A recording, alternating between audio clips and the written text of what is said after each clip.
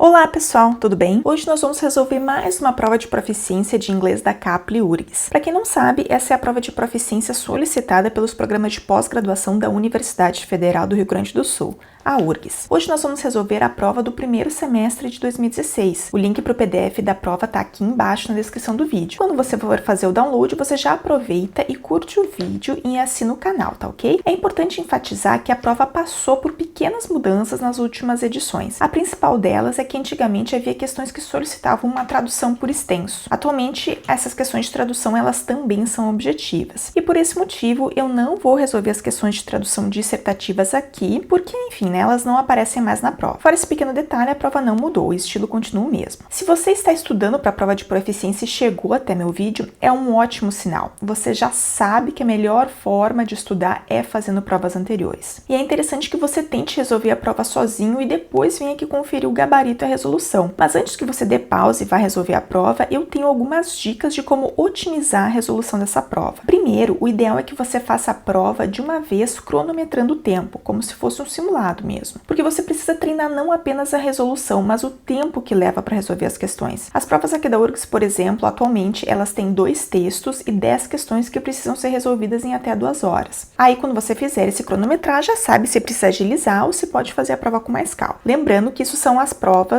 atuais, tá? A prova que a gente vai resolver hoje é uma prova antiga, de 2016, então ela tem mais questões. Tem 12 questões no total, se eu não me engano. Fora as questões de tradução, mas essas de tradução a gente não vai fazer porque elas não existem mais nas provas atuais, tá? Primeiro passo, você vai fazer um skimming da prova inteira. Skimming é uma técnica de leitura, é uma leitura rápida, né? Aquela passada de olhos para identificar o assunto do texto, assim como para ter uma ideia do que as questões estão pedindo. Ela não deve durar mais do que alguns poucos minutos. Aí, quando você já tem uma ideia do que os textos e as questões estão pedindo, você lê o texto na íntegra. E se alguma parte do texto não ficou clara, não se preocupa agora, deixa para olhar com mais calma quando estiver buscando as respostas para as questões. Nessa leitura, aproveita para sublinhar ou circular as palavras que você não conhece, mas não para a leitura para procurar no dicionário ainda. Deixa para fazer isso na hora de responder as questões. Por que não procurar todas as palavras desconhecidas? Por quê? Em primeiro lugar, pode ser que as perguntas nem sejam sobre aquele trecho específico do texto. Em segundo lugar, é possível inferir ou adivinhar o significado dessas palavras por meio do contexto, sem que se precise olhar dicionário. Depois de ler o texto na íntegra, nós vamos para as questões. Eu sugiro que você comece respondendo na ordem que aparecem e se por acaso tiver dificuldade em alguma, não insista, né? Passa para a próxima e volta no final para resolver as que faltaram. Se você fica empacado em uma questão, você perde o tempo que teria para responder outras perguntas. Assim, né, você otimiza o tempo disponível. Ao responder as questões, é fundamental que você sempre volte no texto para procurar a resposta. Esse exercício de voltar no texto procurando por informações específicas é uma técnica de leitura chamada de scanning. É imprescindível voltar no texto porque as questões quase sempre pedem por informações muito específicas e as alternativas não raros são muito parecidas, né? A resposta vai estar nos detalhes. É nesse momento, sim, que você deve buscar o significado das palavras desconhecidas no dicionário. Sim, gente, no dia da prova você pode usar dicionários. Só que o dicionário tem que ser de papel, físico. Não é autorizado que se use nenhum tipo de dispositivo eletrônico. Em termos de dicas mais gerais, era isso, tá, gente? Vamos então agora diretamente para a resolução da prova de 2016-1. Então, gente, vamos responder então a primeira questão. Ali, o enunciado diz o seguinte: de acordo com o trecho contido entre as linhas 1 e 11, é correto afirmar que o evento... Então, assim, né, a gente tem que prestar atenção que tá perguntando aqui sobre o evento, sobre a definição do que é evento. Então, nós vamos olhar cada uma das alternativas voltando no texto. Primeira coisa, letra A. Aqui está dizendo que parte do desconhecido e imprevisível. Então, vamos lá ver no texto o que fala, se fala algo sobre desconhecido e imprevisível. Lembrando que a questão, ela vai pedir sobre a linha 1 a 11. Então, nós vamos deixar aqui separadinho, que é só até aqui que a gente tem que olhar, né? Senão a gente pode fazer confusão. O enunciado vai dizer o seguinte: de acordo com o trecho contido entre as linhas 1 e 11, é correto afirmar que o evento, letra A, parte do desconhecido e imprevisível. Então, o enunciado da primeira questão vai falar o seguinte: de acordo com o trecho contido entre as linhas 1 e 11, é correto afirmar que o evento, letra A, parte do desconhecido e imprevisível. Aqui na linha 4, a gente tem aqui, ó, dizendo que the event not only parts from the well-known and recognizable. Então, isso já faz com que well-known quer dizer bem conhecido. Então, assim, tá falando que o evento parte do well-known, porque esse not only aqui, ele não é uma negação. Ele está dizendo apenas, esse not only está dizendo não apenas. Então, é uma ideia de adição. Não é esse not aqui, não é uma negação. Então, vamos voltar lá na questão e nós vamos eliminar a letra A, porque o texto está dizendo o oposto disso. Então, vamos ver a letra B. É correto afirmar que o evento é o impossível que acontece porque há um somatório de esforços. Então, vamos voltar no texto e ver o que o texto diz. O texto vai dizer que it is the impossible which happens in spite of everything. Então, quando fala de impossível, ele não está dizendo que acontece porque é um somatório de esforços, conforme diz a letra B. Ele está dizendo que o impossível acontece apesar de tudo. Então, essa letra B também não faz sentido e nós vamos voltar lá e eliminar. Letra C. O evento é imprevisível porque acontece por despeito com todos. Vamos lá voltar no texto. Aqui, realmente vai falar que o evento is fundamentally characterized, ou seja, é fundamentalmente caracterizado by the unpredictability, que seria, né, o imprevisível. Só que a afirmativa está dizendo que é imprevisível porque acontece por despeito com todos. Mas aqui essa frase, ela não está falando de despeito nenhum. Poderia querer nos confundir ao falar aqui de in spite of, mas in spite of não é despeito nem nada. É, na verdade, um apesar de. Então, essa aqui a gente também vai eliminar. Logo, essa letra C também não faz sentido e nós vamos eliminá-la. Vamos então ver a letra D. O evento não antecipa o futuro. Vamos lá voltar no texto. Aqui na linha 10 nós temos unanticipated. Pode dar a entender que seria algo que não seria antecipado. Porém, unanticipated não tem nada a ver com antecipação. Unanticipated quer dizer algo que na verdade é imprevisto. Ou seja, unanticipated é um false friend, ou seja, um falso cognato, é um falso amigo. Eu ainda não tenho esse vídeo pronto, mas assim que eu tiver, eu vou deixar aqui um vídeo tanto sobre false friends como sobre prefixos, né? Que essas duas letrinhas aqui na frente, o U e o N, que é o prefixo un, ele é uma negação, tá? Então, assim que eu tiver as aulas sobre prefixos e sobre false friends, eu vou postar aqui, vou deixar o link aqui disponíveis para vocês. Então, nós vamos eliminar a letra D, porque não é que não antecipa, né? Apenas que é imprevisto. E vamos para a última, que provavelmente, por eliminação, é a nossa alternativa correta, que é desencadeia um novo mundo. Mas nós vamos, mesmo assim, voltar no texto e ver se ela realmente é a correta. Aqui, na linha 11, nós temos essa expressão aqui. As if a new world opens up through its happening. E, né, a letra E, ela fala que desencadeia um novo mundo. E realmente, gente, opens up seria, né, um mundo que se abre, né? É um novo mundo que se desencadeia. New world, novo mundo. Opens up pode ser um novo mundo que se abre, a gente pode ler sim como que se desencadeia um novo mundo. Então, a letra E é a correta. Então, vamos deixar marcadinho aqui que a letra E é a correta, tá bom? Então, vamos para a segunda pergunta. Diz o seguinte: segundo explicitado na frase contida entre as linhas 11 e 14, o efeito do evento sobre o tempo é letra A, apocalíptico, letra B, catastrófico, letra C, rítmico, letra D, anulador, letra E, redundante. Eu quero chamar a atenção de vocês aqui para o enunciado. Aqui está perguntando o efeito do evento sobre o tempo. Então, vamos olhar cada uma das alternativas, começando pela letra A. Será que o efeito do evento sobre o tempo, de acordo com o texto, é apocalíptico? Vamos voltar lá no texto, então. Lembrando, então, né, que a pergunta está perguntando sobre o texto entre as linhas 11 e 14. É importante deixar isso bem destacado para a gente não se confundir. E ali está dizendo, in a similarly apocalyptic vein. Então, assim, gente, aqui, em toda esse restante de frase é que vai ser falado sobre o efeito do evento sobre o tempo. Então, aparentemente, a letra A, que fala que é apocalíptico, aparentemente é a correta, porque esse apocalíptico aqui, gente, ele está se referindo a tudo que é dito depois. Mas, mesmo assim, nós vamos ver cada uma das alternativas. A letra B fala que o efeito do evento sobre o tempo é catastrófico. A gente até tem a palavra catastrófico aqui. David Simpson suggests that a catastrophic event. Só que aqui, o catastrófico está se referindo somente à palavra evento. tá? Ele não está se referindo ao efeito do evento sobre o tempo, como é o que pede o enunciado. Então, nós vamos descer lá e nós vamos já deixar marcada a letra A, que é o que a gente acha que está certo, né? E nós vamos eliminar as outras. Lembrando que mesmo que vocês achem a resposta que vocês achem correta, a gente sempre confere as outras para ver se realmente estão erradas, né? É uma forma de conferir se a gente realmente está marcando a alternativa correta. Então, vamos voltar lá no texto para ver se o que fala sobre rítmico. A gente pode ver aqui que tem a palavra rhythms, só que está se referindo, né, ao cultural time, ele não está se referindo ao efeito do evento sobre o tempo, como pede o enunciado. Então, a gente vai eliminar esta alternativa também. O rítmico não está correto. Vamos então ver a letra D, se seria anulador.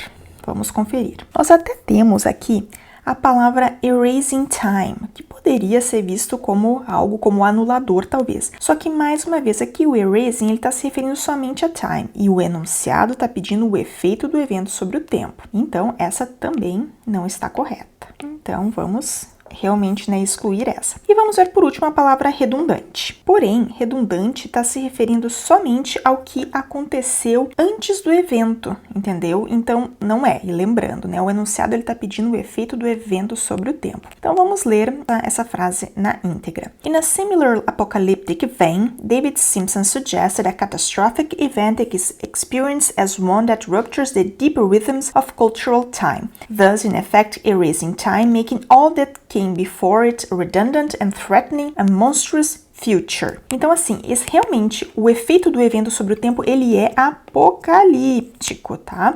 Que é o que ele tá falando aqui no início e que é o que toda a frase depois vai esmiuçar. Então, a gente marca aí com segurança a letra A e a gente elimina também esse redundante aqui, né? A gente confirmou todas as outras são erradas, a que realmente tá certa é a letra A, apocalíptico. Então, vamos responder a próxima questão. O enunciado diz o seguinte: a expressão rather na linha 17 significa que a frase que se segue A. reafirma a anterior, B. retifica a anterior, C. ratifica a anterior, D. qualifica a anterior e expande a anterior. Então, antes da gente começar a eliminar cada uma das alternativas, eu quero chamar a atenção para vocês uma coisa aqui. Nós temos duas letras aqui que estão falando, uma está falando em reafirmar e a outra está falando em ratificar. Aqui, né, não está pedindo só conhecimento de inglês, mas também de português, né? Porque ratificar e reafirmar são sinônimos. Então, provavelmente nenhuma dessas aqui é a alternativa correta, porque senão nós teríamos duas alternativas corretas, né? O que não é inviável, é somente uma alternativa que é correta. Eu não descartaria totalmente, mas eu já acharia, olha, essas aqui provavelmente não é a minha resposta correta. Então, vamos ver a letra B se retifica. Vamos voltar lá no texto. Então, olhando aqui no texto, a gente tem que ver o que está antes do rather para saber que relação de sentido que essa palavra está constituindo. Então, vamos ler desde o início o parágrafo. For French philosopher Alain Badiou, the event is purely hazardous and cannot be inferred from the situation, being an event 193. This does not mean, clarifies Quentin Meillassoux, eu não tenho nem ideia de como se pronuncia isso, gente, é o nome francês. Clarifies Quentin Meillassoux that the event implies the creation of something altogether new out of nothing. Rather, the event is the intense manifestation of something that was already there, but its existence and appearance has been profoundly denied by the situation preceding the event. Então, assim, né, traduzindo de forma livre, a frase anterior está dizendo que isso não significa, né, esclarece o Quentin, que o evento implica a criação de algo novo, né, do nada. Rather, ou seja, né, em vez disso, ou melhor, o evento é a intensa manifestação de algo que já estava lá. Então, você está vendo que, na verdade, essa frase aqui, ela está, de certa forma, corrigindo o que veio antes. Então, se a gente voltar lá nas alternativas, a gente vai ver que provavelmente essa retifica está correta, porque realmente, né, ele está mudando a informação que havia sido dada antes no texto. Então, nós vamos, né, deixar já essa alternativa marcadinha, mas nós vamos conferir as outras. A gente já viu no texto que não reafirma nem ratifica, até porque se fosse o caso nós teríamos duas alternativas corretas. Então vamos ver se qualifica ou se expande. Vamos voltar lá no texto. Se tivesse qualificando aqui, nós estaria dando mais características e não é isso que está acontecendo. Ou se expande seria a mesma coisa, também estaria, né, dando mais significados, mas não. Na verdade, essa palavra aqui, ela tá mudando, ela tá dando uma informação diferente. Então, a gente vai voltar lá e vai marcar com segurança, que é a letra B.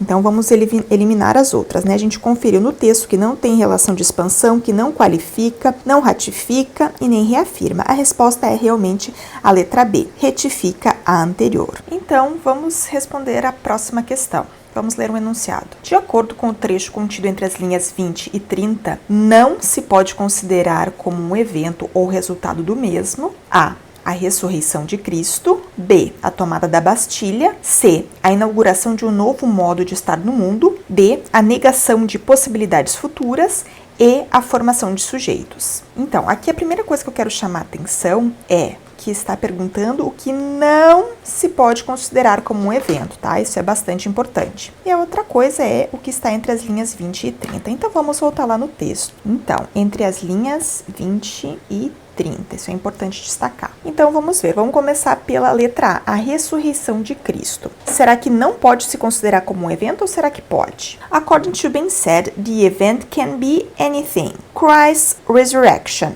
Então, aqui, o evento, sim, a ressurreição de Cristo pode ser, sim, um evento. Então, vamos lá embaixo eliminar essa alternativa. Vamos eliminar porque a gente viu que pode ser, sim, um evento. E a tomada da Bastilha. Tá aqui, ó, the storming of the Bastille. Ou seja, pode ser também um evento, né?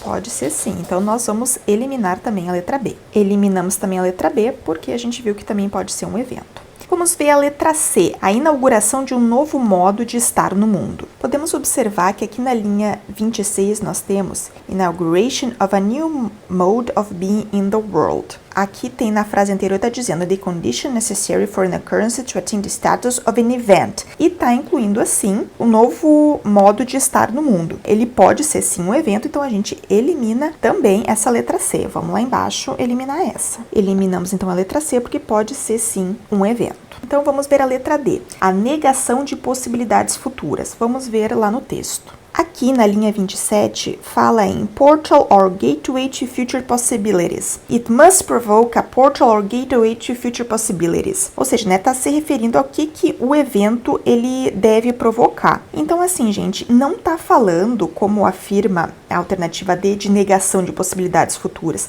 Não tem isso. Então, não pode ser considerado um evento ou um resultado do evento. Então, a gente vai marcar essa, porque essa tá errada. Essa vai ser a resposta correta, porque o enunciado pede, né, o que não pode se considerar um evento. Então, vamos lá embaixo marcar. Então, vamos marcar a letra D, que a princípio essa é a nossa alternativa correta. Mas, vamos confirmar se a letra E, se ela pode ser ou não um evento ou um resultado de evento, né? Como a gente já falei aqui, a gente verifica todas as possibilidades, né? Pra gente marcar com certeza a nossa alternativa. Nós temos aqui na linha 28, the subject is formed as a response to the event, it does not precede it. Então, ele pode ser, sim, a formação de sujeito, né? Ali tá falando de the subject, ele pode ser, sim, um resultado do evento. Então, essa também não poderia ser a nossa resposta, tá?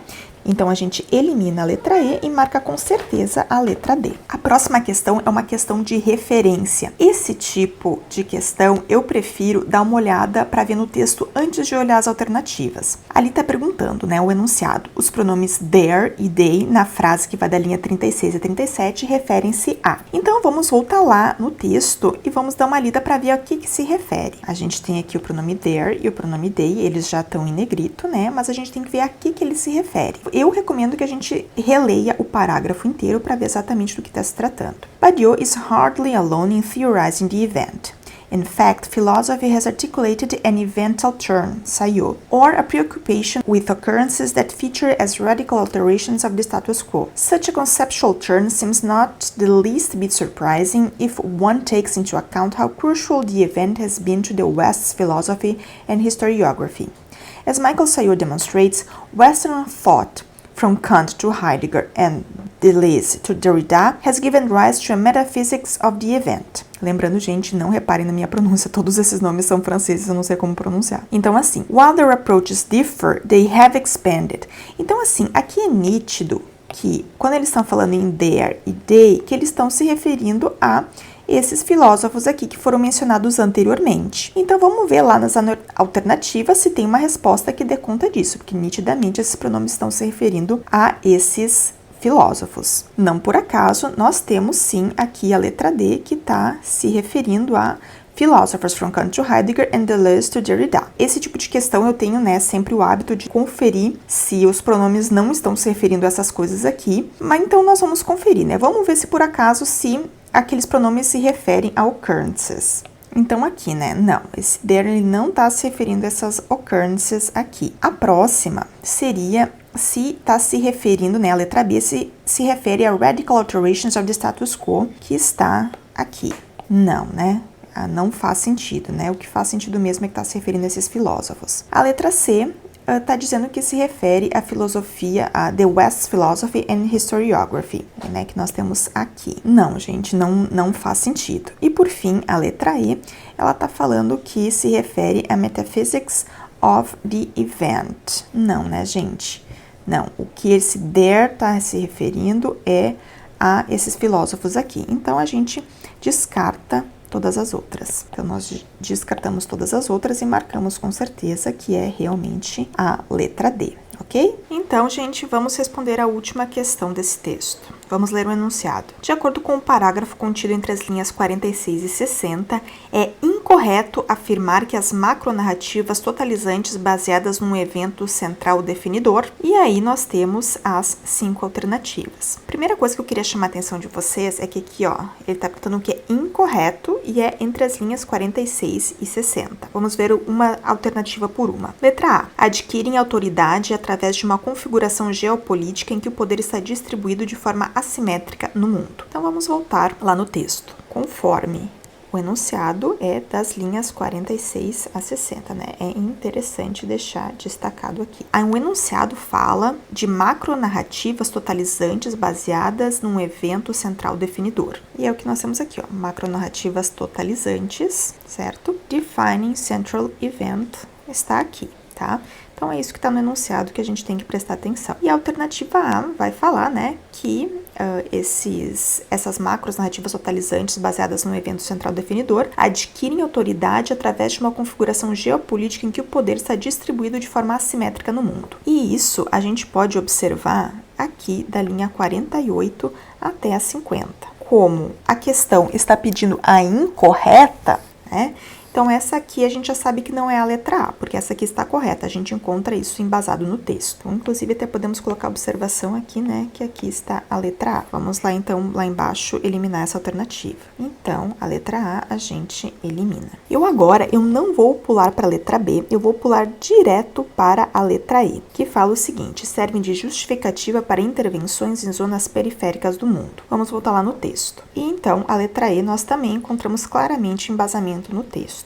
Está aqui, porque a alternativa está em português, serve de justificativa para intervenções em zonas periféricas do mundo, mas a gente encontra embasamento para essa alternativa E. Então, a gente vai encontrar embasamento para essa alternativa E aqui nas últimas linhas. Isso aqui é o que está sendo afirmado na letra E de forma bem clara. Então, até podemos colocar aqui de letra E. Como tem embasamento no texto e a pergunta está perguntando das incorretas, a gente vai eliminar a letra E também. Então, eliminamos a letra E. Essa questão aqui, ela é um pouco mais difícil do que as outras que a gente viu até agora, tá? Sendo bem sincera com vocês, essa é uma questão que eu não respondi de forma 100%, com 100% de certeza. Essa aqui, ela me deixou um pouco na dúvida. Por que eu acho que a incorreta é a alternativa C? Porque essas outras 3 afirmativas, a gente não vai encontrar de forma clara, nenhuma delas vai estar de forma clara no texto. A gente precisa ler o parágrafo na íntegra e interpretar. tá? Isso é raro acontecer, geralmente a gente encontra as respostas de forma muito clara no texto, mas essa aqui não. Essas três, a letra A e a letra E sim, mas a B, a C e a D eu não encontrei. Porém, se nós formos ler as alternativas, a gente vai ver que a letra B são sancionadas por uma hegemonia global que define o impacto a ser atribuído a um evento. Se a gente interpreta esse parágrafo, a gente vê que essa letra B tem embasamento no texto também, então ela não é incorreta, então eu também elimino ela. A letra D diz o seguinte: são impostas pelo Ocidente sobre redes transnacionais de países periféricos, destituídos de poder militar, econômico e cultural. E a gente consegue também interpretar isso nesse texto. Então, essa letra D a gente também elimina. Eu acredito que é a letra C que está incorreta, porque diz o seguinte, que abalam de forma sísmica o comando mundial do Ocidente e especialmente dos Estados Unidos sobre o resto do mundo. A meu ver, o que acontece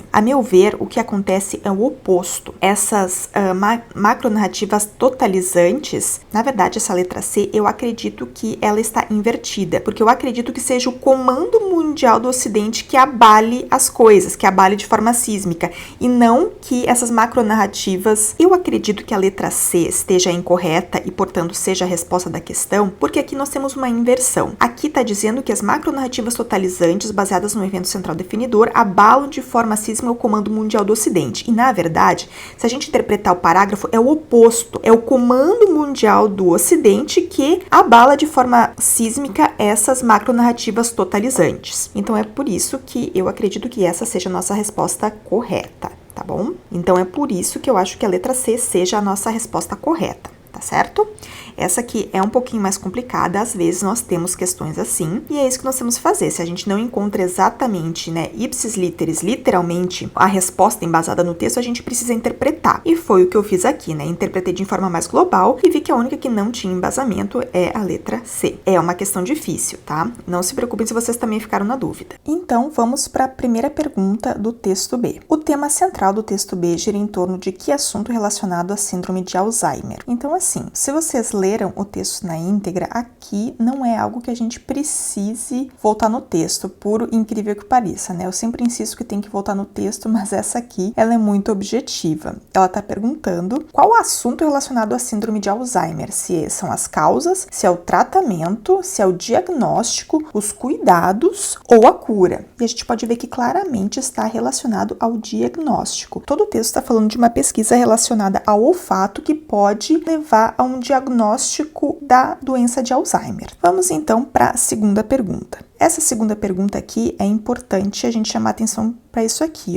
Tá pedindo o que não está de acordo com a informação apresentada e o que está entre as linhas 1 e 3. Então, nós vamos ver cada uma das alternativas de volta no texto. Letra A. Segundo um estudo recente, pessoas com pouco olfato podem ser mais propensas a desenvolver síndrome de Alzheimer. Então, vamos voltar lá no texto. Lembrando que é das linhas 1 a 3. Então, a poor sense of smell may be a sign of impending Alzheimer's disease, a new study reports. The findings suggest that a simple test to measure someone's ability to detect various scents could be used as a way to detect Alzheimer's early, when treatments may be most effective. A alternativa A vai dizer, que pessoas com pouco olfato podem ser mais propensas a desenvolver a síndrome de Alzheimer. E realmente isso está aqui na primeira linha. Então, vamos ver a letra B. É possível verificar até que ponto uma pessoa é capaz de distinguir diferentes cheiros através de um teste. Sim, então aqui também fala isso, um simples teste para medir a habilidade das pessoas, de detectar diferentes cheiros. Também está aqui. A letra C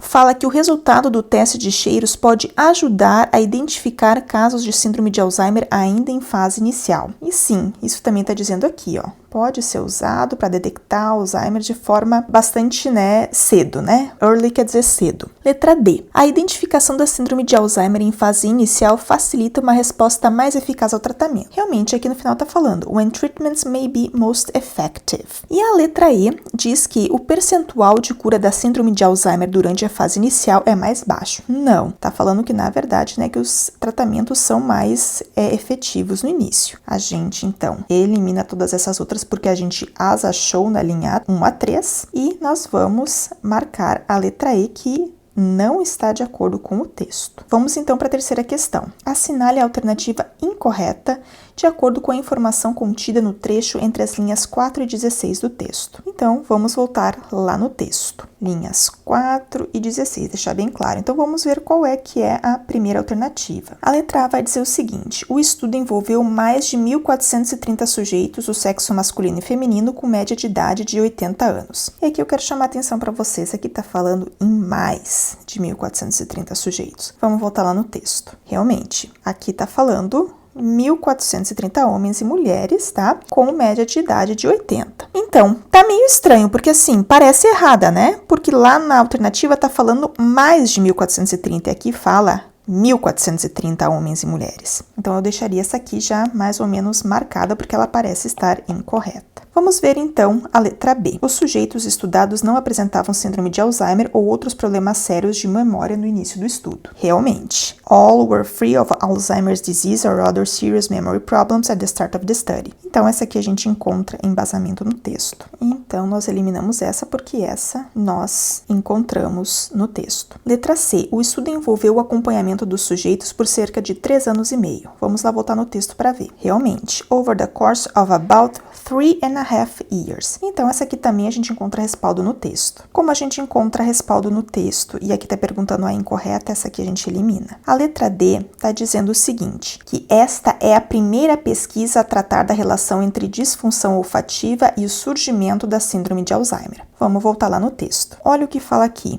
Other studies have suggested that a poor sense of smell may be a harbinger of Alzheimer's disease. Então, aqui não está falando que foi o primeiro estudo. Está falando que outros já sugeriram. Aqui só está falando que esse foi o maior. But this was the largest study to date. Tá? Então, não foi o primeiro, gente. Aparentemente, aqui, esta é a nossa alternativa errada. Mas vocês vão me dizer, tá, mas não era a letra A que estava errada? Gente, vocês têm que ter uma coisa em mente. Essa aqui não é uma prova de vestibular que passa por inúmeras revisões. Essa aqui é muito, como são coisas que pedem muitos detalhes, é muito fácil da pessoa que está elaborando a prova se passar. E como não é uma prova tão massiva como a do vestibular, não tem um trabalho de revisão tão minucioso como um vestibular, por exemplo, tem. Então, isso aqui acontece. E aí, o que você tem que decidir? Você tem que ver qual é a questão que está mais errada. Sim, gente, isso acontece. Aqui a pessoa se passou quando colocou esse mais, que no texto só está realmente apenas 1.430. Só que se a gente for olhar, essa letra D aqui está muito mais errada, porque lá está claramente falando que existem outros estudos. Então, temos que cuidar para não escorregar nesses detalhes. Porque se você simplesmente fosse na letra A, isso aqui eu não encontrei no texto, já vou marcar A, você teria errado. Então, por isso que eu digo, mesmo que você já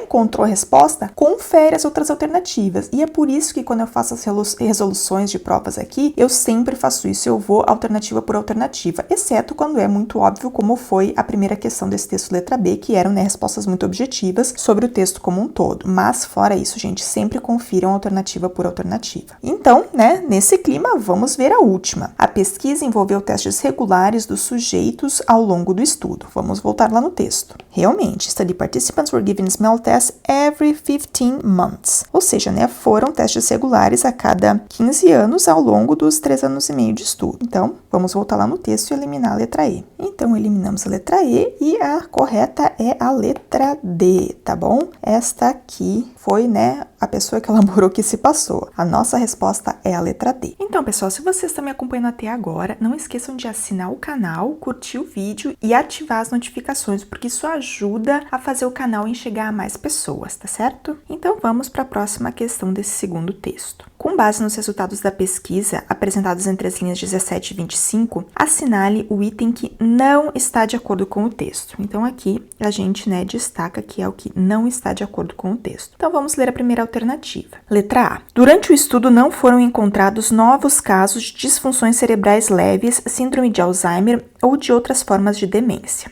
Vamos então voltar lá no texto entre as linhas 17 e 25. Vamos destacar aqui então as linhas 17 e 25.